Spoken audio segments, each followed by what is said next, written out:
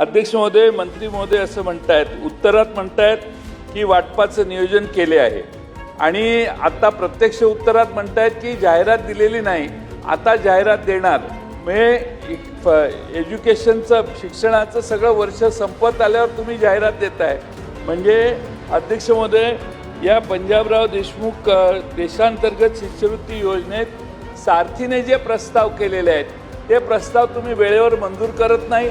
न केल्यामुळं तुमच्यावर, सरकारवर परिस्थिती येते, ती काय हरकत नाही, पण हजारो विद्यार्थ्यांचं नुकसान तुम्ही का करताय? आणि सारथीमधून शिक्षण घेऊन आपण शिकू शकतो असं लोकांची स्वप्न आता व्हायला लागलेली आहेत.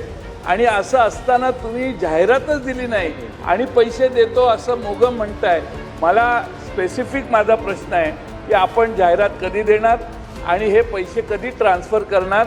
आणि या पैशापेक्षा जास्त शिष्यवृत्तीचे अर्ज आले तर त्या पैशाची प्रोव्हिजन तुम्ही कशी करणार? शिष्यवृत्तीच्या संदर्भात या ठिकाणी सांगितलं की त्याचा लाभ मिळत नाही, म्हणून मी सांगतो 23-24 मध्ये उच्च शिक्षणाच्या ज्या काही आपल्या सवलती आहेत त्यात जेवढ्या लोकांनी अर्ज केला त्यापैकी 95.58% लोकांना आपण रक्कम वितरित केली.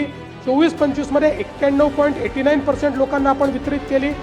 यावर्षीचं वितरण आत्ता चाललेलं आहे. त्यानंतर आपण जर आपली दुसरी बघितली योजना, पंजाबराव देशमुख वसतिगृह निर्वाह भत्ता योजना आणि राजश्री शाहू महाराज शिक्षण शुल्क शिष्यवृत्ती योजना, 23-24 मध्ये 98% विद्यार्थी आणि 24-25 मध्ये 96% विद्यार्थ्यांना, म्हणजे ज्यांनी मागणी केली त्यांना त्यांच्या खात्यामध्ये ऑलरेडी शिष्यवृत्ती मिळाली आहे.